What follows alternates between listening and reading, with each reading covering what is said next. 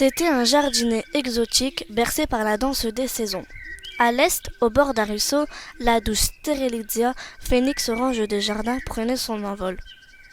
Sa fragrance puissante se répandait dans les massifs. Son chant serein s'élevait comme un gazouillis, ses pétales étaient lisses comme les plumes d'un colibri. Son goût d'abricot sucré envoûtait comme un cœur de sirène. Au sud grimpaient les passiflores et l'on s'évadait dans un paradis d'aquarelles. Leur parfum était paisible, les corolles vertes nageaient dans le vent comme des algues dans la mer. Le velouté de leurs bouquets caressait la peau, leur cœur d'or brillait avant l'orage. Près d'elle croissait la magnifique agapanthe. Son essence emmenait les libellules dans un bateau sur un océan violet. Elle était si jolie qu'elle faisait rêver, un rêve de foliole emporté par l'Alizé, et sa couleur donnait envie de la croquer. À l'ouest s'éveillaient les blancs arômes. Leurs effluves soyeux étaient gorgés de rosée dans la brume matinale. Le sirocco soufflait et l'arôme suave s'envolait en volute. On goûtait sa fraîcheur, ses senteurs uniques sans même les toucher. Au nord, les canasses tenaces aux pétales pourpres déployaient un tourbillon de teintes. Le calice de la plante reflétait les rayons roses du soleil à l'aurore. Les notes mélodieuses du zéphyr frôlaient le massif de canasses, où les oiseaux massaient de leurs chants les fleurs écarlates qui fleuraient bon jusqu'à l'horizon. Les feuilles lasses tombaient en un tapis multicolore. À côté, la tendre soie des alvifolias embaumait le jardin. Un mur d'épines les protégeait des intrus.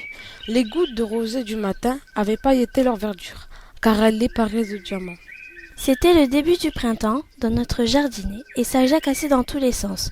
C'est fou ce que Klausner aurait pu percevoir là avec sa machine à capter les sons. Tu as assez dormi, Edgar ? Allez, redresse ta tige et lisse tes pétales. Nous allons enfin accueillir le printemps. S'écria maman agapante.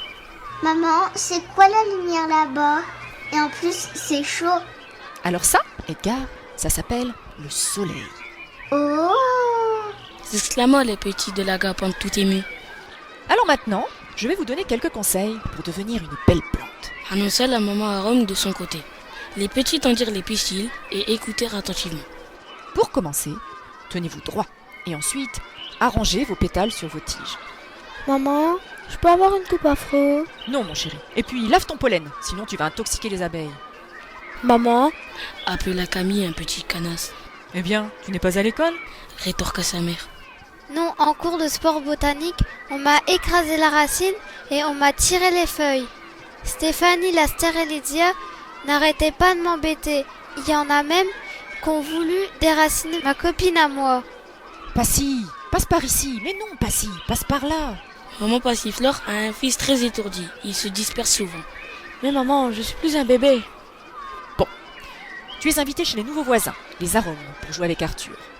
Je veux que tu fasses bonne impression. Allez, rentre ta racine, shampouine ta corolle, coiffe tes feuilles, secoue ton pollen, et surtout, ne bois pas trop, sinon tu vas te faire pipi dessus. Là, tu es parfait, mon chéri. Et au milieu de cette communauté bruyante se tenait Julius, un petit bulbe qui semblait seul, perdu et désespéré. Il regardait partout autour de lui à la recherche de ses parents, mais rien ne lui ressemblait. Une touffe vert pâle, un petit bourgeon maigrichon qu'il arrivait à peine à porter au bout de sa frêle tige, c'était tout. Ce qu'il avait l'air tristouné au milieu de toutes ces couleurs ravissantes. D'où il sort celui-là ? Ce qu'il est laid, ce petit oignon. Regardez-le, il n'a même pas de couleur et en plus il est chauve. Dégage, mauvaise herbe. Mais ce serait trop affligeant de raconter toute la détresse et la misère qu'il dut endurer dans ce jardinet. La nuit tomba. Le malheureux petit bulbe, épuisé, ferma les yeux. Soudain, il perçut une créature gluante qui lui escaladait les feuilles doucement. Il jeta un œil en l'air et découvrit un petit ver ignoble et féroce. Celui-ci ouvrit une énorme et effrayante gueule. Alors, il cracha sa bave visqueuse et Julius sentit sa peau brûler. Il souffrait le martyre.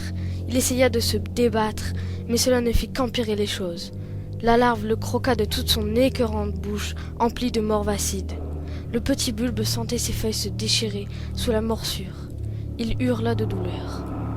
Ensuite, la pauvre victime vit s'approcher de nombreuses fourmis chargées de pucerons. Julius était mort de peur. Petit à petit, Elles l'encerclèrent et déposèrent les pucerons sur sa tige.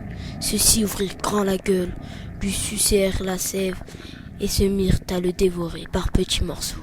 Aïe, ouille, laissez-moi tranquille! Enfin, des chenilles surgirent de nulle part, creusèrent la terre et se glissèrent tout contre lui. Elles l'attaquèrent alors de toutes leurs dents aiguisées. Julie se tortilla de douleur. Il se débattait au son des cris féroces des fleurs et plantes du jardin. « Tu n'es pas des notes !» criait-elle, mais ça ne servit à rien. Alors notre petit bulbe s'éveilla en sursaut, tout tremblant, les feuilles ébouriffées. Ce n'était qu'un cauchemar. Plusieurs jours passèrent, mais rien ne changeait. Le malheureux était à bout, désespéré, rejeté, seul dans son coin du jardin. Les fleurs ne cessaient de le dévisager et de se moquer de son bourgeon en forme d'oignon sans éclat. Il ne pouvait plus supporter qu'on l'insulte. Pourquoi était-il venu au monde? Il en avait assez de cette vie misérable. Il voulait partir, mais il ne pouvait pas, enraciné qu'il était. Un matin, Julius ouvrit les yeux. Épouvantail tout vert, marrant et trompé, car il avait plu cette nuit-là. Il se sentit bizarrement pomponné. Le soleil se leva à son tour et éclaira le petit bulbe de ses rayons.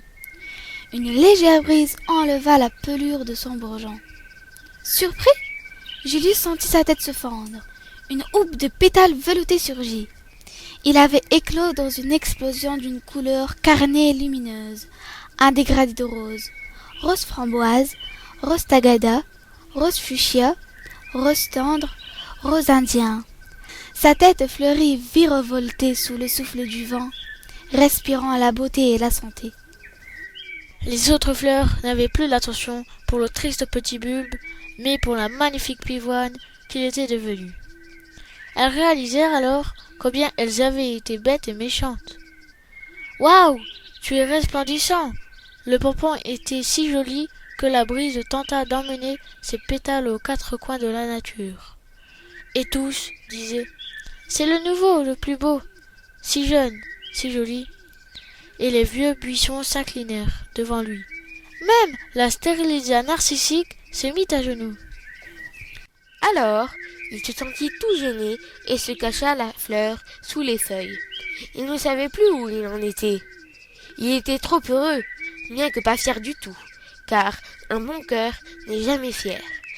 Il songeait comme il avait été pourchassé et au nid, et il entendait maintenant tout le monde dire qu'il était le plus ravissant de tous les ravissants plants. Et les lilas inclinaient leurs branches jusque dans l'eau devant lui. Et le soleil brillait, chaud et bon. Alors ses pétales bruirent, sa tige flexible se dressa, et il exulta de tout son cœur. Je ne rêvais pas de tant de bonheur quand j'étais le vilain petit bulbe.